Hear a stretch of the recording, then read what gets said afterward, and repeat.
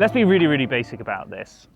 What is a dung beetle and why is it so important? So a dung beetle is a beetle that feeds on dung, on feces, and it's incredibly important because in the farming world, dung is this package of free fertiliser. When it's staying there on pasture, you realise there's a problem, and that's because your dung beetles and other dung invertebrates are missing and they're not doing their job of burying it down underground and shredding it and processing it into essentially plant feed. Now, you're talking about dung beetles. I think most people, when they think of a dung beetle, think of some great big beetle that's rolling a big ball around. Is that what we've got?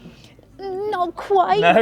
You can be a bit more chilled out if you're a dung beetle in the UK because there's more dung available and it's not so hot, so it doesn't sort of break down so quickly. And our dung beetles here, they generally either live within a dung pat, so that's the dwellers, and then you have the tunnelers, and they dig burrows down under the dung pat, whether it's a centimetre or up to a metre or so down, and then they create horizontal burrows that they stuff with dung as well. So you get these little dung sausages. And so it's this complex community of beetles and other invertebrates acting together to make the most of this incredible resource that's dung. How big are they, the dung beetles? Are we talking like a few millimetres or a thumb size? From a few millimetres to thumb size. So that was a lucky guess, I would say, from me. So yeah, the big door beetles are this kind of size, and you can hear them coming in the evenings. They fly in like kind of helicopters. And that was how I first got into dung beetles, was this big beetle came in, crashed into it, and then fell on the ground in front of me. And I went, what is that? What is that creature? That was a Geotrupes spinacher that I now have as our logo for the bug farm. So wow, I love it so much. So your obsession has become out of control, would we say? Oh, totally. Yeah, completely. I thought so. What's the problem though? Why are we all gathered here today talking about dung beetles? What are the issues that they're facing? Numerous issues to do with habitat loss, changes in grazing practices, not grazing the lovely species-rich grasslands that we're used to, that produces a really good pile of dung, the solid pile of dung that's got ripples in. And that's the kind of dung pat that dung beetles do well in. The other issue is that a lot of the veterinary medicines that we give our livestock are excreted in the dung and are directly toxic to dung beetles. And so we're seeing declines in dung beetles and therefore decline in the things that they do for us, helping reduce greenhouse gas emissions from dung, aerating soils, helping reduce dirty water runoff. All of these things that they do, we suddenly go, oh heck, they're not doing it. And so we need to all work together to, in a modern farming system, work out how we can bring them back. What sort of ecosystem services are you talking about? First of all, they reduce pasture fouling, so they make more pasture available by physically removing dung. They can reduce pest flies by transporting phoretic mites from one dung pat to another. And what's a phoretic mite? A mite is these mites eat pest flies, their eggs, great. So they can help control pest flies. Dung beetles can help reduce livestock internal parasites by removing that breeding ground parasites. So like worms and things like that? Absolutely, yeah, and there's a lot of research showing that now. And if you've got a diverse dung beetle community made up of lots of different species of dung beetles, they do it better. They're food for farmland birds, especially decreasing farmland birds like the chough, and they're what we call ecosystem engineers in the fact that their action directly benefits the action of other animals. For example, a dung pat will be broken down more efficiently if dung beetles get in there first, and then the earthworms will come in and they'll go up through the dung beetle burrows. Then you get fungi coming in and colonising those burrows. So dung beetles are really important at moving beneficial fungi around and bacteria that can then help actually decompose that dung. I've heard a lot of mentions of them being a keystone species. I guess if you have dung beetles, you know that all those other things can and probably are thriving. They're pretty sensitive to kind of disturbance. It's good to know that if you've got a good number of different species of dung beetle, you're likely to be benefiting other species too. I've come along to the Dung Beetle Conference to learn more about how that might help us keep livestock on Dartmoor. Dung beetles are absolutely vital in the ecology and the biodiversity on the moor. One of the things I'm going to take home is the use of anthelmintics on the farm and how we can better manage that to help dung beetles. We all want healthy livestock. You're a vet. Where do you see the issues around anthelmintics and other things that you might be prescribing for these dung beetles which are needed in our environment? We have, as an industry, relied on repeated treatments to almost prevent parasite problems, and actually there's farmers out there already managing, like in these systems, to not need to use or to rely on those so much. And so a group of vets, ecologists, parasitologists got together to really help advisors who sell these products come up with something we've called integrated parasite management, which basically allows us to look at ways to test and monitor and control parasites without the need for using products. So that's the dream scenario. Where are the stumbling blocks? Why aren't we all doing it already? The simplest thing to rely on is the product. We as animal owners want to do the best thing by our animal, and I think we've forgotten that some of those products are actually having a much bigger impact in the environment than we realised. This community that we brought together this week have got a lot of the solutions, and they're doing it out there already. The vet community has a huge amount of power over the farming community in many ways. So where do you see the vet community changing the way that they do things? In the farm sector, vets prescribe very few of these products. 80-something% comes from trade, but whether you're working as an advisor in trade or a vet or an SQP, there's a few barriers. One is training and knowledge, and I think this event has been a great starting point for that. And the other is capacity. Vets are really busy. There's 1,000 different things going on the whole time. So we're often actually haven't been involved much with the parasitology side of things. So that comes back to that first question about why the dung beetle. Well, it's a really good, charismatic, humble little creature that most of us have skipped over in our lives. And when we start to think about it, it connects things up, and we go, actually, maybe we should be doing something slightly different. And so for me, the dung beetle represents the will. So for many of us, once you find out about this world, that gives you the motivation to do something different. When you say training, should this be a topic at vet school? Yeah, all of us here would love for vet schools, ag colleges. We've got a school event today with kids coming in to learn about where food meets human health, meets animal health, and environmental health. So the dung beetle should be on everyone's minds. It's important to everyone. In the last 20 years, we've lost 60% of our flying insects in the UK. We're losing them, so we need to really wake up and start doing some things differently. You mentioned integrated parasite management. Can you just explain a little bit about what that means and for a farmer, and how it might integrate into policy as a whole? It's just relying on lots of other things rather than chemicals, as much as necessary, as little as possible. I think that came from Bruce Thompson, who's a farmer in Ireland. Bruce always says he's now farming dung beetles, even though it's a dairy farm. So at the moment we're focused on there's a better way to do things. It's better for animal health, it's better for farmers, saves them money and time, and also better for the dung beetle and the environment. And have you found any dung beetles on your farm? Yes. Yes. Don't tell me to name them. It's really encouraging to think that potentially what we're doing is right, because we're doing it with a lot of environmental aspects.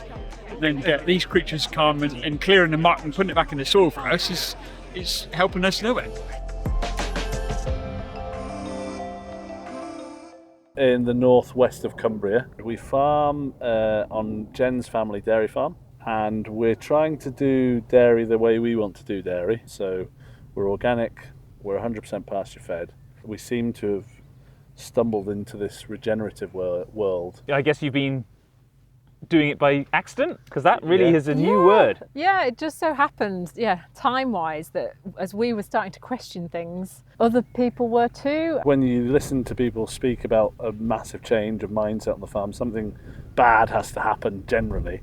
And for us, it was the milk price crash of 2014-15, where it was costing us 28 pence a litre to produce the milk, and we were getting about 15 pence a litre. So we started looking at other options. So there was loads of other brilliant farmers who were farming a little bit differently, and we could see that working. We split up the big silage fields into small 8-acre paddocks. We made about 40 paddocks. Those cows then went out to grass. They didn't like our grass, so our monoculture Italian ryegrass, the cows just weren't interested in it. They were looking for variety, they were looking at the hedgerows, they were eating all the way around the edge of the fields. So we realised that we had a lot of work to do with our swards as well. We employed an agronomist who advised us to put various different grasses and a few different clovers in, but also sold us a hell of a lot of chemical. And when we went in there to spray a field and one of our spray nozzles was blocked, we striped the field, and when we put the cows back into that field, they were grazing the bits that hadn't had the chemical on. That was our light bulb moment to realising we're getting sold stuff that the cows don't want, and that made us think completely of going on to being an organic farm. So we stopped overnight the fertiliser, the herbicide, the pesticide. For the soil, stopping and going cold turkey, that's the part that made it really hard financially, because we hadn't really researched it. We just morally thought we can't go on. And for 2 years our grass didn't really grow very well. Yeah, we had a wedding venue that we were working quite hard, and that sure. helped us through.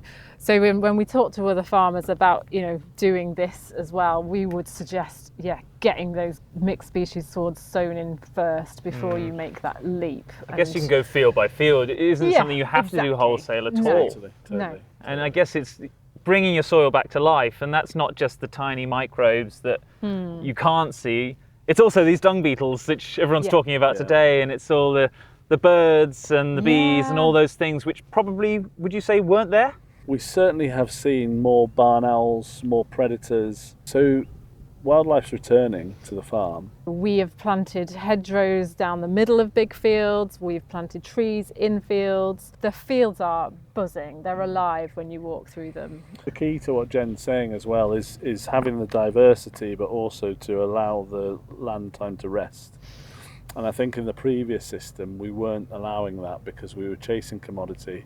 We were chasing literage, and every square inch of that farm was being hammered. But it's counterintuitive to think if you rest it for longer, you're going to get more production.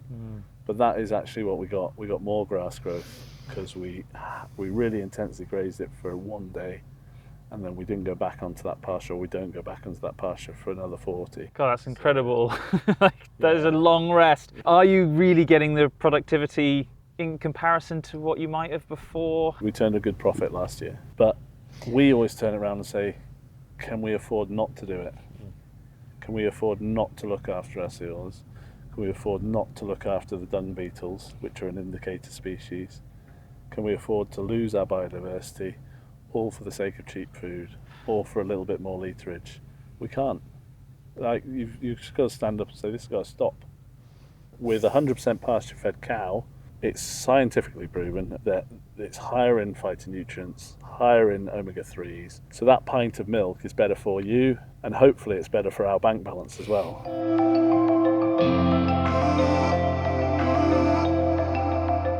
Just tell me a little bit about your sheep credentials to start us away. I come from a sheep farm in New Zealand. My career led me around the world sharing sheep. What are you doing here today, though? This is a beetle conference. How do they fit into your system? It's a happy accident, if I'm dead truthful. You know, we host a lot of farm events and we got asked to talk about dung beetles. There was huge excitement about the dung beetle population on our farm, which sort of led the conversations into our breeding policy, trying to reduce the use of anthelmintics. So we were seeing a great population of dung beetles, and then we got talking about how that was positive for our carbon footprint. What we're really trying to achieve is an animal that we can bring into a profitable, viable system without compromising its welfare, and definitely without harming the environment because of the use of artificial anthelmintics. Thanks to the help of the Carbon Toolkit measuring what we're doing, we are making progress. You've been talking a lot about resilience in your flock. How does that sort of fit in amongst the use of extra additives in feed and in terms of anthelmintics or antibiotic use? How does that resilience word work? So resilience is a very broad word. We use resilience primarily in the form of resilience towards worms and the effects of worms. The trouble is resistance and resilience sound very similar. Resilience is the ability to live in harmony with worms and perform at a profitable, viable level without implementing any sort of So keeping actually the sheep living with worms inside them and still producing. So if we did a worm egg count, most people would have a heart attack, but we're still seeing the performance that is equivalent to an animal with a reduced, if not zero, worm egg count. You can't be an overnight success when it comes to resilience, and I don't think we'll ever get to where we want to be. It's just going to be an ongoing moving slog. thing. Yeah. I guess it's the same as regenerative agriculture and things.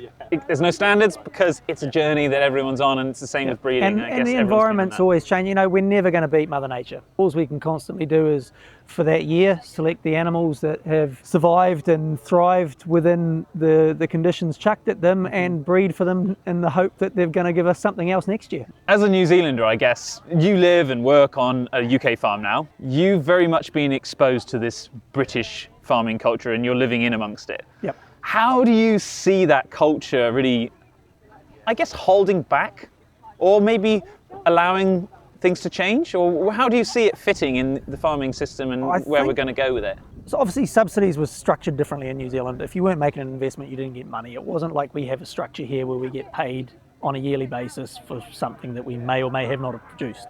And that is giving people a artificial sort of sense of ability to survive. What do you want other farmers to take away from this? What can they learn to be able to take some of what your learnings, I guess, over a whole lifetime of worldwide travel and worldwide learning, what can they take home to their maybe smaller farms, family farms? I think the biggest thing to take away from all of this is not worrying about what everybody else thinks. Start doing what's best for your farm and best for the environment. Nobody else is paying our bills but us. Nobody else has to live in our environment but us. So do what you feel is right for your environment. Focusing on the dung beetle especially just shows the tiny little things that you can change and makes a massive difference to the farm, and we just barely know they're there. And to actually go out in the fields and actually find some and really just get a bit educated on the fact you're going to do it. I think everyone will be home tomorrow digging up their dung pats and just seeing what's about, so it'll be quite fun. You've organised this Dung Beetle Conference, which is, let's say, a little niche. Is that fair? Why have you done it? The first reason is because it's really exciting. I love people with enthusiasm who are pointing in the right direction for improved sustainability. By coming together, we can change the dialogue within the ruminant industry about how we can reduce emissions and how we can support biodiversity, but at the same time deliver good quality, high yielding products. That still doesn't relate to the dung beetle, or does it? I've heard a lot of people saying it's a keystone species. The dung beetle is like the panda of our soils. It's a beautiful, intricate range of different species with fluffy antennae. The capacity of these beetles to reduce emissions, reduce parasite burden for cattle, so improve their welfare, improve nutrient cycling in farmland, reduce flooding by improving water infiltration.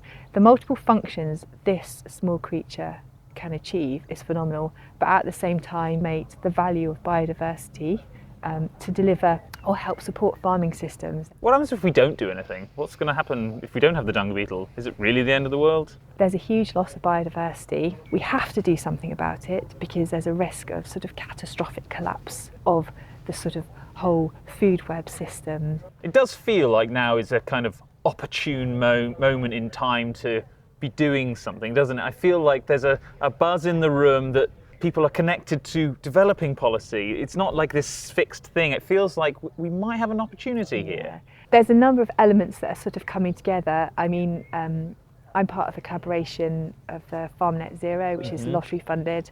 We've got a large network of farmers who are reducing emissions, and those farmers are making really positive changes, innovations on farm. And then in the vet world, there's a whole initiative to change the policy on the sale of anthelmintics.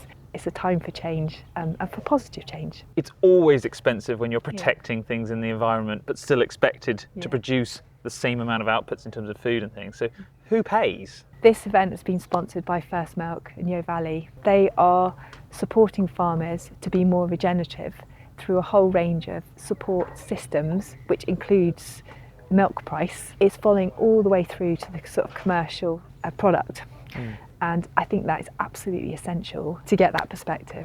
Well, it's definitely been a worthwhile time. I'm going to go home now and start scraping through poo and see what I can find. Apparently, I've been told there are dung beetles on my farm, so I'm going to go see if I can find some. I'm sure you will. You've got beautiful soil, I know that. Of course.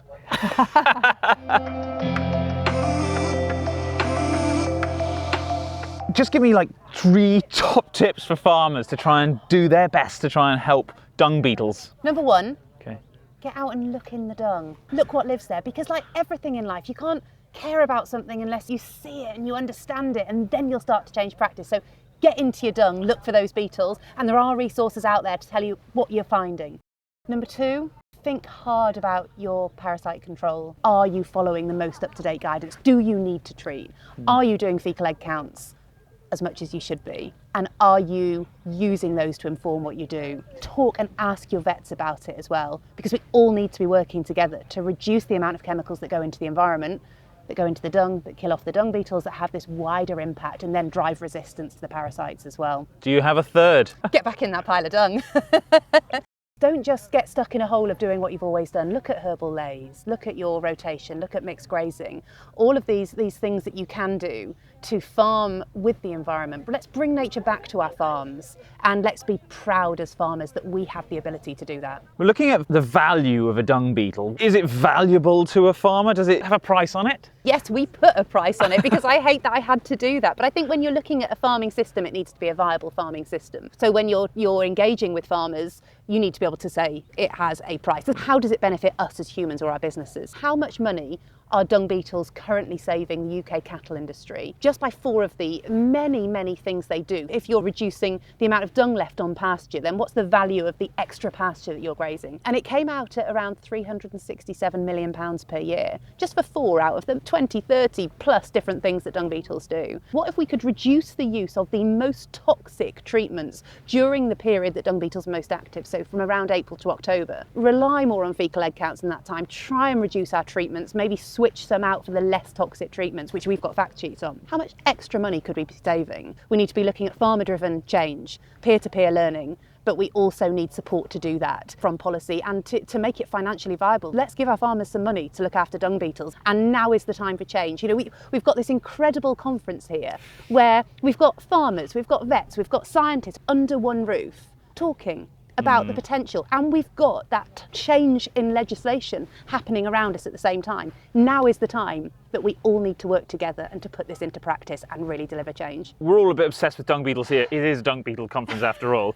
But it's not really just about the dung beetles, is it? They're a keystone species, and so I guess what other benefits can they bring? Huge numbers, I suppose. We're in the middle of a biodiversity mass extinction. The UK is one of the most nature depleted countries in the entire world. Didn't I see it was 12th worst in the world? Yeah, we're in the bottom 10%. We've got this intrinsic need to bring nature back. We farm in the UK 70% of land. So the potential to bring nature back and using dung beetles who will help reduce soil compaction by basically digging tunnels in the soil, aerating soils, allowing water to drain in so we don't get the dirty water runoff into our rivers, by kind of pulling dung down into the ground to reduce greenhouse gas emissions, by feeding declining farmland birds and bats. They are this kind of ecosystem engineer. They can help us bring nature back, and everyone loves a dung beetle. I'm mildly obsessed now. Yeah, if we can use a dung beetle as a little beacon of hope for nature recovery in our farming systems, then I think we should.